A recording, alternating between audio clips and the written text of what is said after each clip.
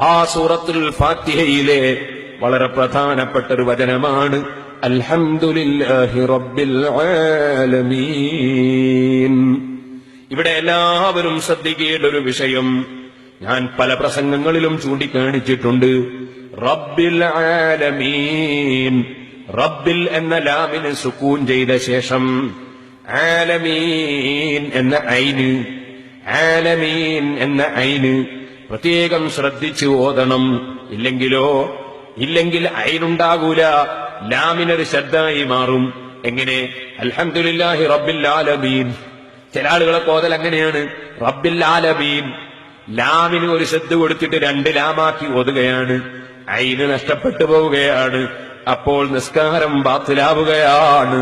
അതുകൊണ്ട് അൽഹംദുലില്ലാഹി റബ്ബിൽ ആലമീൻ, റബ്ബിൽ എന്ന ലാമിന് സുക്കൂൻ ചെയ്തിട്ട് ആലമീൻ എന്ന ഐന് പ്രത്യേകം ശ്രദ്ധിക്കണം.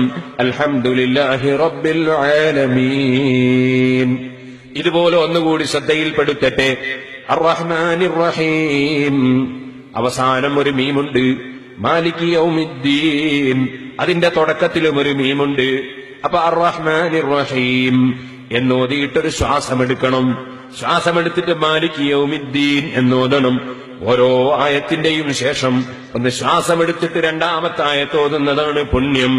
അഥവാ അങ്ങനെ ചെയ്യുന്നില്ലെങ്കിൽ അർറഹ്മാനിർ റഹീമി മാലികി യൗമിദ്ദീൻ, അർറഹ്മാനിർ റഹീമി എന്ന് മീമിന് കസ്റ് ചെയ്തിട്ട് മാലികി യൗമിദ്ദീൻ എന്ന് എടുത്തു ഓതണം.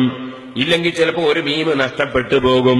അർറഹ്മാനിർ റഹീം മാലികി യൗമിദ്ദീൻ, ഒരു മീമ് നഷ്ടപ്പെട്ടു പോയി, നിസ്കാരം ബാത്തിലായി പോയി. അവിടെ സൂക്ഷിക്കണം.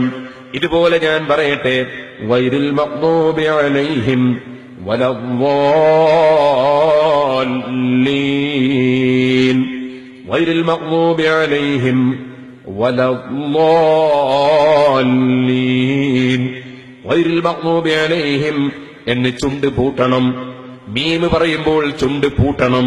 എന്നിട്ട് വലദ്ദാല്ലീൻ ചുണ്ട് തുറന്നുകൊണ്ട് വാവ് വേറെ മൊഴിയണം. ഗൈറിൽ മഗ്ദൂബി അലൈഹിം വ എന്ന് പറയരുത്.